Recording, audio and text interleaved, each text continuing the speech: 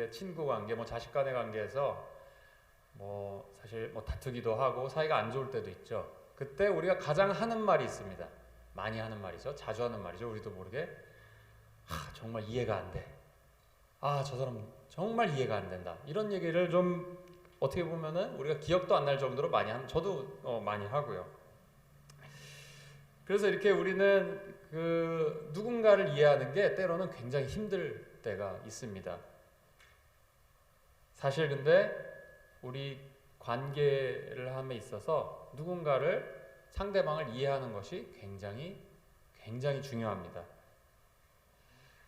이해라는 것이 이 관계에서 빠져버리면 다른 사람과 좋은 관계를 유지하는 것이 거의 불가능합니다. 뭐 부부 간의 관계는 물론이고요. 자식 간의 관계, 그리고 친구 간의 관계, 그리고 같이 일터에서 있는 코워커들과의 관계, 어떤 사람들의 관계도 이 이해가 없이는 제대로 유지될 수도 없을 뿐더러 좋게 회복되지도 않겠죠.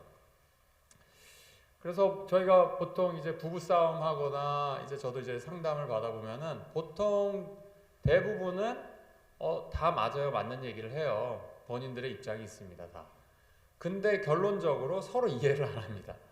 서로 자기만의 입장만을 고수하고 서로 이해하지 않기 때문에 이제 그 관계가 회복되기가 힘든 거죠.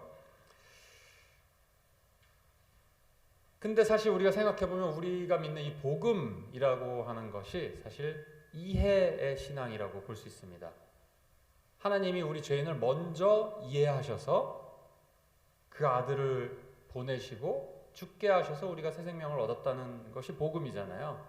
그게 처음에 사실은 하나님이 우리를 이해하지 않으셨다면은 전혀 이루어지지 않는 일이죠. 복음이라는 게. 그래서 복음이라는 거의 핵심에는 하나님의 일방적인 전적인 이해, 그리고 이해심 이게 들어 있습니다. 그렇기 때문에 저희가 사실 이 복음을 살아낸다, 믿음을 가지고 이 세상을 살아간다, 사람들이랑 관계한다 했을 때 언제나 마음속에 이해하려는 마음이 사실 있어야 됩니다. 사실은.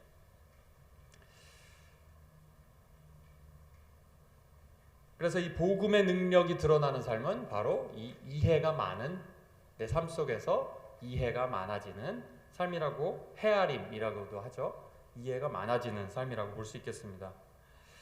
그래서 우리가 이렇게 이해를 많이 하고 그 사람들을 이해하는 삶을 살 때 그 삶이 사실 좋은 관계가 유지할 수 있고 건강하고 행복하게 살 수 있는 것이죠. 근데 문제는 이해하는 마음이 안 든다는 데 있죠. 그죠? 우리가 이해해야 되는 건 다 알고 있습니다. 날 좀 이해해줘 했을 때 이해하는 마음이 안 들기 때문에 저희가 관계가 힘들고 또 싸우기도 하고 그러는 것 같습니다. 뭐 어떤 관계든 다 공통점인 것 같아요. 왜 이렇게 어려울까요? 이해하는 게. 잠깐 한번 생각해 보시면은 사실 어렵지가 않습니다.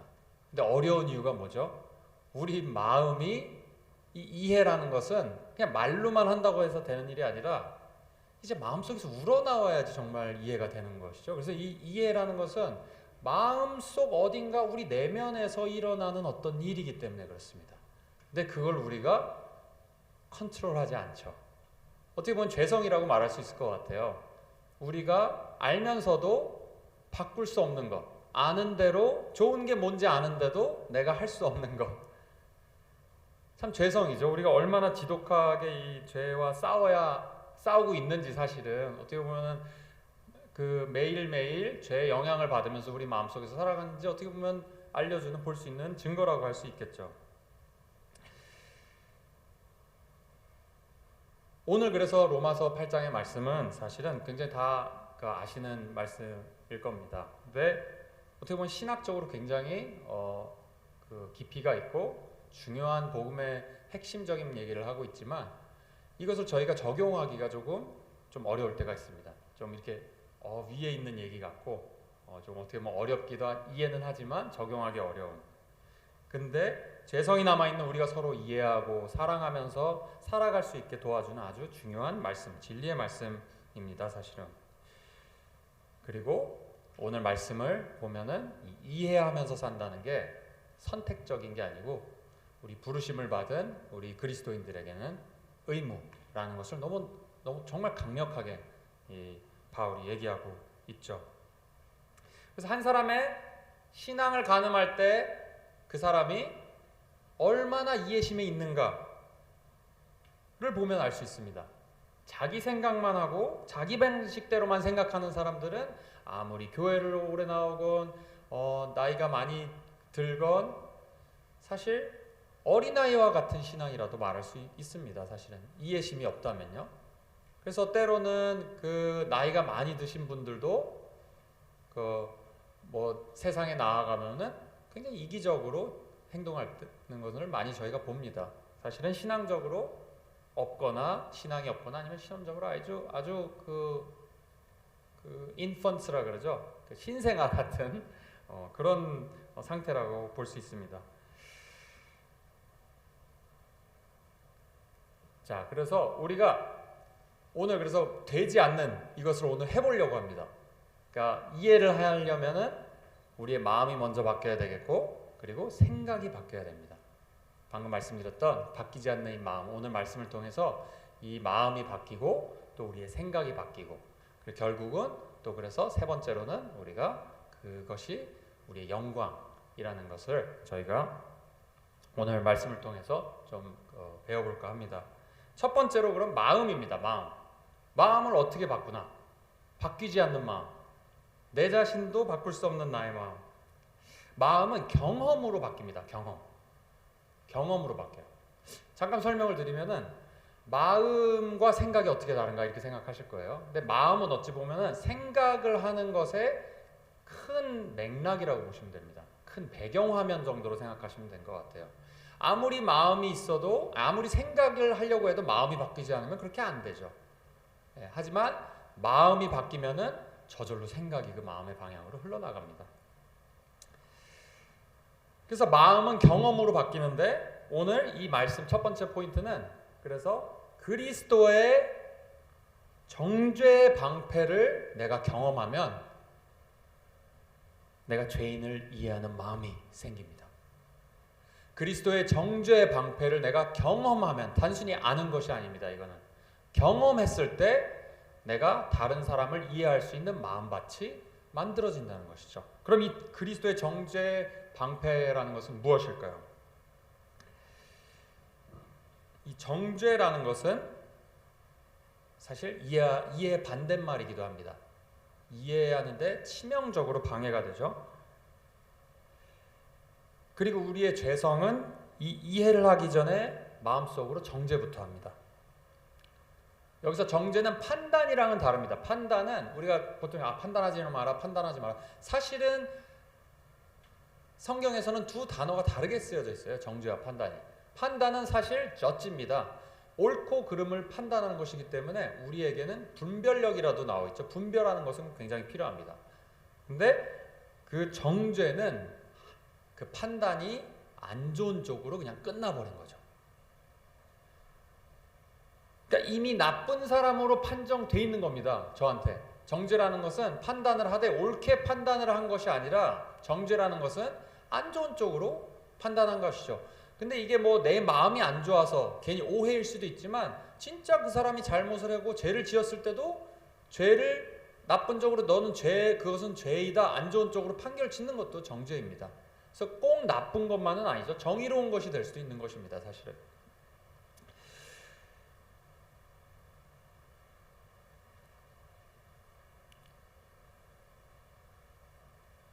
남녀노소를 가리지 않고 우리가 잘하는 것이 바로 정죄입니다. 정죄. 모두가 너무너무 잘하죠. 아무도 가르쳐주지 않았는데 정죄 너무 잘합니다. 이 정죄, 헬라어로는 이 카타크리노라는 말이에요. 근데 이게 동일하게 또 이 그 로마서 오늘 본 8장과 동일하게 상용된 그 문구가 있습니다. 바이블 그 성경에. 바로 요한복음 8장. 이제 가늠한 여인이 이제 잡혀와서 돌로 치려고 했을 때 예수님이 돌을 죄 없는 자가 먼저 돌로 치라 했을 때, 모두 다 갔을 때, 자 둘러봐라, 너를 정죄하던 자가 어디 있느냐 했더니 없습니다 하니까 나도 너를 정죄하지 않는다 라고 말씀하신 그 구절에 단어가 똑같은 단어가 쓰여졌습니다. 근데 사실 여기서 저희가 생각해야 될 것은 조금 이상합니다. 여인은 현장에서 걸렸어요. 현장에서. 간음의 현장에서. 오해도 아니에요. 제가 아까 말씀드린 것처럼 오해도 아니고 현장에서 어떻게 보면 죄 짓는 걸 딱 걸리는 겁니다. 근데 정죄를 하지 않는다? 아까 말씀드렸지? 올바른 정죄는 정의로운 것이죠. 그죠? 죄가 있고 죄를 졌을 때는 그것을 죄라고 말하는 것은 정죄하는 것이고 제대로도 올바른 정의로운 일입니다. 근데 예수님은 그 정의로운 일을 어떻게 보면은 안 하시는 것처럼 보여요. 사실은 레위기 20장 10절에 보면은 간음한 자들은 남자건 여자건 다 돌로 쳐 죽이라. 다 죽이라고 되어 있습니다. 그래서 사실은 이 사람들은 명목이 있습니다. 올바른 일이죠. 하나님이 명령하신 여호와 하나님이 명령하신 일을 하는 것이죠. 그렇다면 여기서 예수님과 하나님 아버지와 그 아들과 의견이 다른 걸까요, 지금? 그럴 리가 없겠죠. 그러면 도대체 여기서 예수님이 말씀하신 이유가 뭘까요? 우리는 좀 혼란스럽죠, 사실은. 여기서 이럴 땐 저 말 저럴 땐 저 말 하시는 것 같고요. 근데 이 혼란스러운 마음, 우리 혼란스러운 상황, 우리의 혼란스러운 마음에 우문현답에 아주 놀라운 답을 오늘 이 8장에서 주십니다. 바로 사랑입니다. 사랑. 영어로는 steadfast love라고 그러죠. 그리고 존 파이퍼 목사님은 peculiar love라고 그래요. 기이한 사랑이라고 표현을 하시죠. 사실 의롭기만 하시면은 하나님이 만약에 의롭기만 하셨다면은 이미 아담과 하와가 죄졌을 때 인류는 다시 끝났습니다. 사실은 그때 반드시 죽을 것이라 네가 그 과실을 먹으면 반드시 죽을 것이라고 했는데 안 죽었어요. 약속을 안 지키신 거나 마찬가지죠. 어떻게 보면은 의롭기만 하셨다면 그러지 않으셨을 거예요. 그냥 바로 네 죄를 내가 알렸다 하면서 다 죽였겠죠. 근데 그러지 않으셨다는 거예요. 대신 다른 걸 죽이셨죠. 사실은 그 가죽을 해서 이제 대신 죽인 거죠. 그때부터 이제 희생 제물이 이제 시작된 거죠. 어떻게 보면은. 근데 지금 제가 드리는 말씀은 하나님이 완전히 의로우신 분이지만 그것만 있으신 게 아닌 거예요. 저희의 어떻게 보면 영적인 그 스탠딩이라 그러죠. 하나님 앞에서의 영적으로 저희가 어떤 그 표를 낼 수 있을 때 저희의 상태입니다 라고 했을 때 의만 있지 않다는 거예요. 저희가 만들어진 어떤 영적인 구성이 하나님 의롭게 하시고 우리를 그 성도라고 부르시는데 그것만 있지 않다는 거예요. 사실은. 근데 때로는 우리가 사람들을 판단할 때 뭐만 있죠? 뭐만 나오죠? 그 의만 나오죠. 의만. 근데 여기서 문제가 뭐냐? 네, 그 100번 양보해서 의로운 거니까 의로 판단하는 것은 옳은 거다 말씀드릴 수도 있겠죠. 저희가 생각할 수도 있겠죠. 하지만 그렇지가 않습니다. 우리 본문을 보면은 사실은 자기 아들을 죄송합니다. 제가 요걸 말씀드리고 지나가야 되는데 그냥 지나갔네요. 중요한 거. 이스라엘도 유지되지 않았을 우리의 지금 없었을 우리의 존재하게 해주는 그 우리의 신앙의 근간이 사실은 의만 있지 않다는 것이죠. 정의만 있지 않다는 것이죠. 사랑이 있다는 것입니다. 비인간적 사랑이라고 제가 말씀드리고 싶어요. 비인간적 사랑. 인간이 이해할 수 없는 사랑입니다. 그래서 사실은 우리가 누군가를 이해하고 용서하고 한다고 할 때 의가 나오고 정죄를 하는 게 사실은 당연한 거예요. 죄인으로서. 우리는 인간적인 사랑을 자꾸 하기 때문에 인간적인 사랑으로 하려면 그게 보이지가 않습니다. 정죄부터 나오죠. 부부간에도 마찬가지고 사랑하는 심지어는 내 자식한테도 제가 그러는 모습을 제가 봅니다. 정죄는 굉장히 인스턴트, 굉장히 빠릅니다.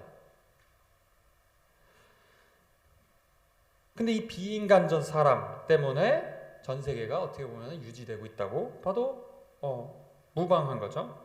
하지만 하나님은 그 수많은 죄악을 그냥 모른 척 하신 게 아니라는 것입니다. 아까 말씀드렸듯이 노아 때 노아 때는 잠깐 쓰르셨죠. 하지만 노아도 죄인이었어요. 계속해서 용서하시고 그 구약에 보면 계속해서 steadfast love 계속 하나님의 헤세드 사랑이라 그러죠. 그 변하지 않는 사랑 계속해서 나옵니다. 그것이 인류를 우리의 삶을 지탱해 오는 어떻게 보면은 힘이고 끈이라는 것이죠. 불의하신 하나님이 아니라 사실은 그걸 차곡차곡 쌓아놓으신 분입니다. 이 사랑의 힘으로.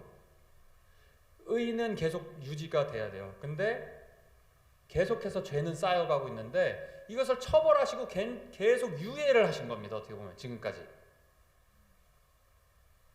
근데 사랑의 하나님이시지만 의의 하나님이시죠. 자기 아들을 죄 있는 육신의 모양으로 보내요. 육신의 죄를 정하사 죄를 정하셨다는 정죄하사 육신에. 그러니까 이거는 지금 본인이 말씀하신 거 법 안 지켰을 때 본인이 의롭지 않은 것처럼 오해를 받으면서 감수하면서 굳이 본인의 아들을 보내서 지금 그 정죄를 우리한테 해야 되는데 지금 아들한테 하셨다는 얘기예요. 그러니까 본인이 다 하셨다는 얘기예요. 처음부터 끝까지. 우리가 지금 누리는 천국의 약속, 영적 평안, 은혜 이런 게 사실은 우리 마음속으로 우리는 뭔가 조금이라도 내가 가능성이 있어서 그렇지 내가 조금 그래도 좀 순수하잖아. 내가 그래도 하나님한테 마음을 무릎 꿇고 마오는 이 마음, 윌링한 마음 이게 좀 있어서 그렇지 하나님이 그래서 나를 택하신 거야.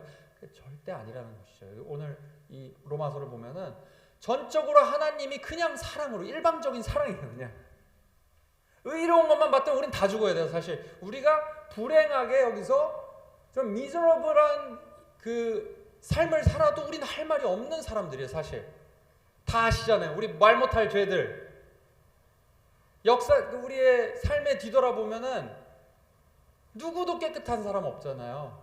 저라고 뭐 저면 더하면 더했지 덜 하지는 않을 거예요. 제가 저 알고 하나님이 아시죠. 근데 하나님이 이렇게 축복을 하시고 이 공동체 서로 모이게 하시고 기쁨을 주시고 평안을 주신다는 게 우리가 사실 이해를 해봐야 돼요. 왜 이러시나 우리한테. 답은 사랑밖에 없다는 것이죠. 왜 그러셨을까요? 왜 갖은 수모를 당하고 우리는 만지기도 싫어하죠. 우리는 더러운 건 만지기도 싫어하고 우리는 굉장히 도덕적으로 특히 굉장히 하이 스탠다드가 있습니다. 크리스찬들은 굉장히 도덕적으로 잘못된 사람들 보면 굉장히 빠르게 저 사람 저러면 안 돼. 저러면 안 돼. 그래서 흉악범들 보면 막 혀를 끌끌 차는 그 혀 차는 소리가 제일 크게 들릴 것 같아요. 우리 그리스도인들은. 하지만 하나님께서 그런 사람들조차도 정죄의 방패가 되셨다는 거예요. 우리가 매일매일 비난하는 사람들 지금 떠올려 보세요. 한번 내 마음에 안 들고 정말 저 사람은 정말 구제불능이 하는 사람들 잠깐 떠올려 보세요. 그 사람들의 비난을 그렇죠. 마땅히 받아야 할 비난들이죠. 그 사람들도. 근데 그 방패가 되셨다는 거예요. 십자가 위에서.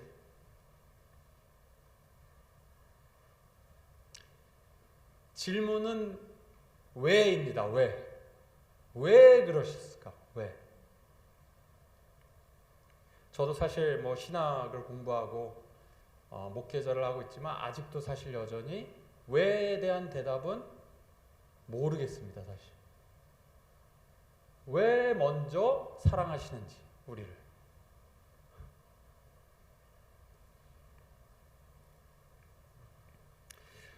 성경에도 나와 있지 않아요. 그건 하나님이 왜 steadfast love로 우리를 하시는 사랑을 하시고 포기하지 않으시는지. 근데 알 수 있는 것이 있습니다. 우리와 관계를 회복하시려고. 우리와 그리스도와 연합이라고 해서 연합하시려고. 왜 연합하시는 건지 모르겠어요. 사랑이라 그러죠. 사랑. 우리는 근데 어떻죠? 한시라도 정죄하지 않으면은 하루가 너무 지루할 정도로 정죄하면서 살아가죠. 저 사람 글러먹었어. 저 사람 왜 저래? 무개념하고 멍청하고 나쁜 사람, 희망이 없는 사람인 것처럼, 심지어는 우리 교회 안에서도 같은 형제자매 속에서도 말은 안 할 수 있지만 마음속에 그런 마음이 우리 모두에게 있다는 거예요. 어떤 사람만 있는 게 아니라 우리 모두에게 항상 있다는 것입니다. 이 우리 마음이 바뀌어야 합니다. 우리 그리스도의 그런 정죄의 방패를 우리가 그 그리스도의 십자가에서 쌓아놓은, 온 인류가 쌓아놓은, 이스라엘 백성들이 쌓아놓은 그 죄의 값을 우리가 앞으로 지을 죄도, 우리가 그동안 지을 죄도 하나님이 아들을 보내셔서 예수님한테 그냥 다 덮어 씌우셨다는 거예요. 묻지도 않고. 그래서 사실 예수님이 겟세마네 동산에서 마지막에 기도하실 때, 눈물로 기도하시면서 하실 때 두려우셨던 것 같아요. 억울하시기도 하셨을 거고, 죄가 없으셨으니까 이 잔을 나에게서 치우실 수만 있다면 그렇게 해주십시오. 하지만 저의 뜻이 아니라 하나님의 뜻으로 하시죠. 죄가 없으신 분이에요. 죄가 없으신 분. 죄인이라면 억울하다고, 나 이 정도로 죄 짓지 않았는데 너무 가혹하다고 했겠죠. 근데 예수님은 그러지 않으셨어요. 근데 그거 하면 참 마음이, 제가 참 마음이 아프죠. 자, 이렇게 마음을 저희가 우선 이 마음가짐을 가져야 됩니다. 이렇게 항상 누구를 대하든 은혜 받은 자로서, 빚진 자로서 우리가 모두가 같이 빚졌다는 거예요. 나만 빚진 거 아니고 저 사람만 빚진 거 아니고 우리 같이 한 아버지에게, 그 아들에게 빚진 자로서 살아가는, 빚진 자로 살아가면 어떻게 살아가죠? 빚을 갚으면서 그 사람들 감사히 하면서 살아가겠죠. 그런 마음가짐을 우리가 가져야 됩니다. 두 번째, 생각이 바뀌어야 되는 겁니다. 그러면 생각은 어떻게 바뀔까요? 생각은 마음보다는 어떻게 보면은 우리가 의지적으로 좀 할 수 있습니다. 그래서 두 번째, 생각이 바뀌려면은 성령의 생각에 투자하라. 자, 우리 요즘 투자 많이 하시죠? 뭐 주식 투자도 하시고, 뭐 건물에도 부동산 투자도 많이 하시고, 뭐 코인 하시는 분이 있는지 모르겠어요. 근데 어쨌든 투자라는 것은 그 자체가 나쁜 것은 아닙니다. 사실은 성경에도 좋은 투자를 하라고 돼 있죠. 근데 우리가 생각해보면 가장 좋은 투자는 천국의 투자겠죠. 천국에 쌓아라. 그것도 사실은 투자입니다. 투자라는 게 현재는 없지만 나중에 다시 돌려받는 것이죠. 그런데 우리가 생각에도 투자가 있다. 뭘까요? 오늘 그 성경 말씀을 보면은 시간 때문에 제가 다 읽어드리지 못해서 이미 읽었으니까요. 성령의 생각이 있고 육신의 생각이 있다고 나와 있어요. 그래서 우리가 생각하는 것을 이 투자라고 보시면 되는데, 육의 생각에 투자하는 것은 바로 정죄에 투자하는 것입니다. 정죄. 자꾸 사람 판단, 방금 말씀드린 것처럼 안 좋은 생각, 부정적인 생각, 누군가에 대해서 또한 안 좋은 생각을 하는 것에 자꾸 생각에 시간을, 그 에너지를 쏟는 게, 그게 투자입니다. 사실은 우리가 영적인 투자라고도 할 수 있죠. 사실 이게 우리가 평소에는 별일 아니라고 생각하고 지나가는 것들이에요. 우리가 사실은 이게. 하지만 로마서를 보면 하나님은 절대로 이걸 가볍게 보지 않으신다는 것을 알 수 있습니다. 예를 들면 우리가 누군가를 비판하는 것은 신랄하게 막 목소리 커지는 것지도 모르게 막 비판해요. 그죠? 누군가 막 잘못한 거 얘기할 때 목소리 커지는 줄도 모르고 너무 신나게 비판합니다. 그리고 막 청산유수처럼 말이 막 나와요. 저희가 비판할 때 생각에 꼬리를 물고 엄청나게 많은 얘기를 하게 되죠. 누군가 비판할 때 했던 얘기 그리고 또 하죠. 했던 얘기 또 하고, 아무리 그래도 분이 안 풀리고.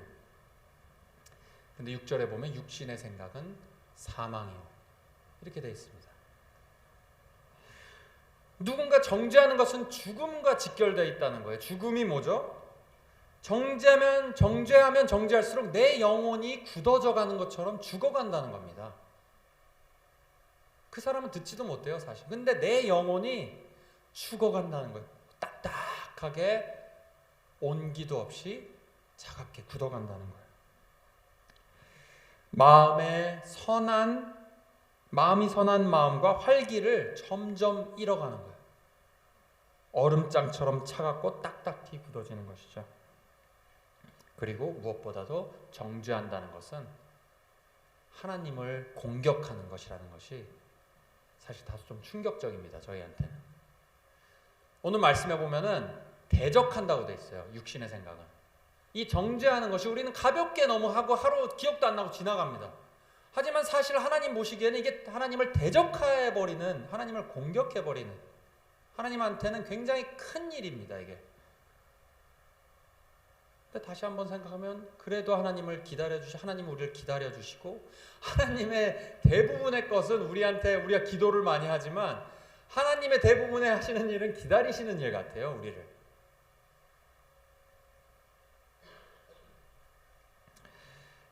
하지만 영의 생각은 생명과 평안이라.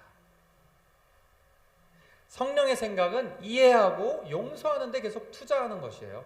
잘 안 되죠, 그죠? 하지만 아까 우리의 마음가짐, 우리 예수님의 방패의 은혜를, 정죄 방패의 은혜를 매일마다 우리가 생각하고 우리를 리마인드 한다면은 사실은 가능합니다. 생각에 투자하는 것, 선한 생각, 이해하는 생각, 사랑의 생각, 용서하는 생각, 평안한 생각에 투자를 한다면은 어떻게 하면 저 사람과 평안하게 잘 지낼 수 있을까? 어떻게 하면 내가 말하는 거를 전달해서 저 사람이 생각을 고치게 할 수 있을까가 아니고, 어떻게 하면 내가 평안하고 내가 용서하고 이해하는 방법이 있을까? 어떻게 하면? 생각, 우리 굉장히 다 생각이 많고 다시 똑똑한 사람들입니다. 근데 죄성인 게 그렇게 긍정적이고 축복하고 은혜하고 이해하려는 데는 머리를 잘 안 써요, 저희가. 어떻게 해서든지 이해하려고 하는 마음. 그럴 때 무슨 일이 일어나냐? 성령님이 거기다가 그냥 투자에 더 부어주십니다. 그러니까 이거는 우리가 혼자 하는 일이 아니에요, 사실은. 우리가 어느 정도 우리에게 그 힘을 주셨지만 성령님이 우리가 그런 그 성령의 생각에 투자할 때 더 부어주신다는 거예요, 그쪽으로. 할 거를 더 부어주시고, 생각의 꼬리가 꼬리에 물고 하는 것처럼 더 부어주신다는 거예요. 그 중에서 가장 많이 부어주시는 게 오늘 말씀에는 평안, 기쁨 부어주신다는 거예요. 이거는 약속이라고 생각하시면 될 것 같아요. 하나님의 약속, 생각. 여기서 중요한 키워드 생각입니다. 육신을 쫓는 자는 육신의 일은, 영을 쫓는 자는 영의 일을 생각하나니. 여기서 생각은 원어로 보면 곰곰이 마음에 두고 지속적으로 반복적으로 그것을 들여다본다는 거예요. 마음에 두고. 단순히 생각하고 지나가는 생각이 아니고, 이 생각은 제가 말씀드린 그 긍정적인 생각은, 용서하는 생각, 이해의 생각은 마음에 계속 두고 열어보고 닫았다. 떠나지 않게 하는 것이에요, 이 생각을. 성령의 힘으로 이해하고 용서하는 마음을 곰곰이 지속적으로 반복적으로 생각을 하면 내주하는 성령님께서 우리 마음에 에너지를 주세요. 더 많은 에너지를 주시고 기쁘고 따스함이 느껴지는 그 생명을 경험하시게 될 거라는 것입니다. 이것이 행복한 삶입니다, 여러분. 사실 우리가 다 이제 저보다 인생도 많이 사셔봐서 더 잘 아시겠지만, 저도 깨달은 거는 물질이 절대로 우리를 평안하게 해주지 않습니다. 우리의 환경은 어느 정도만 우리에게 영향을 주지, 우리의 궁극적인 마음 깊은 곳의 허함, 불안함은 해결해 줄 수가 없습니다, 절대로. C.S. 루이스는 얘기하죠. 우리가 그렇게 세상의 것들로 만족되지 못하는 이유는 the other thing, 다른 세상의 것으로 우리가 만들어졌기 때문이다. 기가 막힌 말이죠. 그런 말을 했어요. C.S. 루이스가. 근데 맞습니다. 정말 우리가 사실 행복하지 않고 불행하고 불안한 것은 사실 우리 마음속에 이런 마음과 생각이 일치되지도 않고 흔들리고 이제 그 성령의 생각이 아니기 때문에 그런다고 우리는 오늘 그 말씀을 통해서 알 수 있는 겁니다.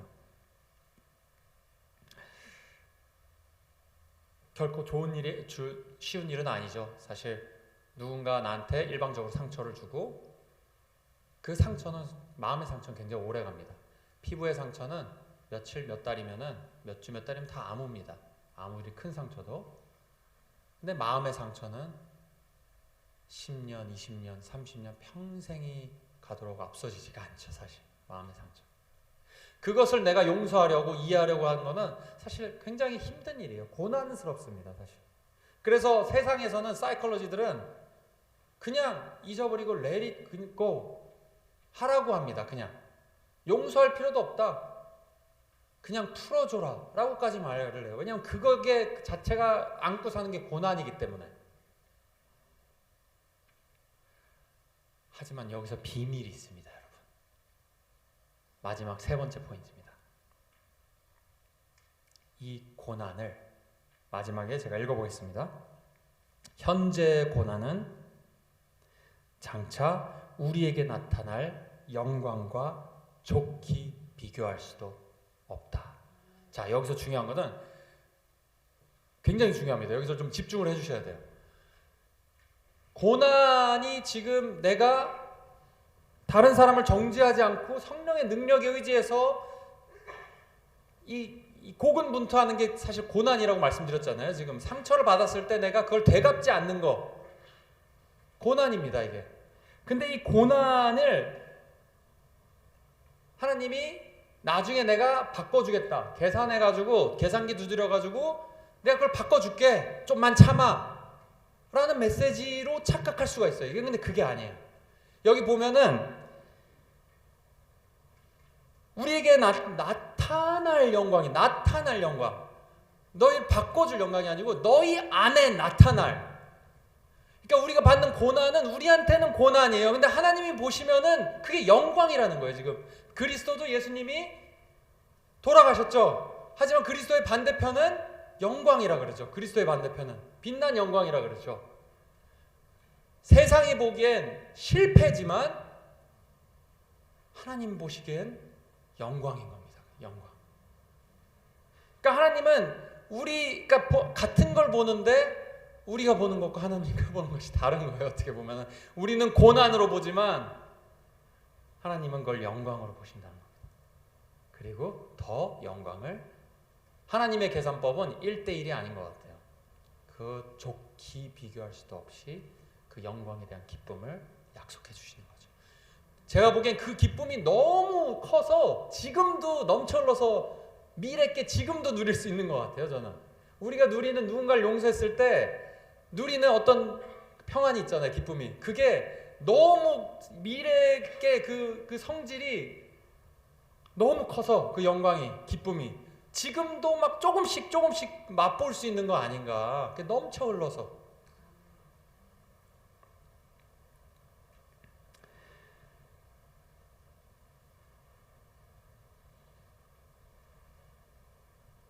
마치 작은 누룩이 전체를 크게 만드는 것처럼 고난과는 비교도 안 될 커다란 빛나는 영광을 우리에게 드러내실 날이 반드시 온다는 것이죠. 우리가 살면서 쌓은 썩어 없어질 부와 명예들과는 비교도 안 되는 지속적인 영광입니다. 하나님은 마치 너희는 서로 이해하고 용서하고 사랑하는 것이 곤혹스럽겠지만 그래서 그것을 힘들어서 고난이라고 할지 모르겠지만 사실은 그게 너희의 영광이 될 것이다. 이것은 우리가 낙심하거나 지치지 말고 계속해서 죄인을 정죄하지 않고 이해하고 용서하며 살아가야 하는 이유이자 소망입니다. 우리 주위를 돌아보면은 저를 포함해서 다들 연약하고 죄스러움이 많은 사람들입니다. 하지만 우리의 마음속에서 정죄당할 것이 많음에도 불구하고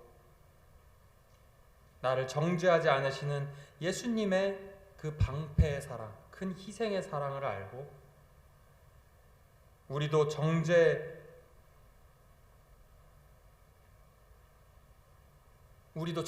하면서 서로 영혼이 죽고 서로 죽이는 관계가 아니라 오늘도 그럴 수 있다. 그러려니 그럴 수 있다. 이해하고 용서하라 말씀하시는, 다그치시는 성령님의 도우심의 은혜가 우리 모두에게 있기를 소망합니다. 그리고 우리의 현재의 그런 고난들을, 우리의 싸움을, 피 흘리기까지 싸우는 우리의 그 싸움을, 영적 싸움을, 그 고통을 빛나는 영광으로 바꿔주실 하나님 아버지를 믿고 의지하며 기다리는 우리가 되기를 소망합니다. 제가 기도하겠습니다. 하나님, 우리는 다 연약하여서 각기 제 길로 우리의 죄악을 죄도 없는 어린 양에게 모든 것을 감당시키신 주님, 우리가 마음속에 부정적인 생각, 사람들에 대한 정죄, 저 사람은 글렀어, 희망이 없어, 왜 저래, 너무너무 쉽게 하는 이 생각과 말들로 우리 스스로를 죽이는, 우리의 스스로의 영혼이 죽어가는 경험을 얼마나 우리가 많이 하면서 살아가는지요. 하나님, 우리의 마음을 바꿔주시고 매번 우리가 매일매일 예수님의 정죄의 방패의 은혜가 생각나게 하시고 내가 비난하는 사람의 비난을 예수님이 다 받고 계시는, 그리고 나에게 돌아오는 화살도, 비난의 화살도 예수님께서 다 막아주고 계시는 그런 예수님의 놀라운 은혜와 사랑의 그 하나님의 월글, 하나님의 여전히 일하시고 계시는 그 일을 마음에 깨달아지게 하시고 그것을 믿게 하셔서 우리의 마음밭을 가꾸어 주시고 사람을 이해하는 마음으로, 사랑하는 마음으로, 용서하는 마음으로 바꿔주시고 또한 우리에게 지혜를 주셔서 성령의 생각으로 어떻게 하면 저 사람을 더 기쁘게 하고 은혜를 누리게 해줄 수 있을까? 어떻게 하면 내가 더 이해할 수 있을까? 어떻게 하면 용서할 수 있을까? 어떻게 하면 저 사람과 회복할 수 있을까?를 고민하면서 생각하는, 그럴 때 하나님께서 주시는, 성령께서 주시는 놀라운 평안과 은혜와 지혜를 경험하는 우리 주님의 자녀들, 당신의 자녀들 모두 되도록 주님께서 인도하여 주시옵소서.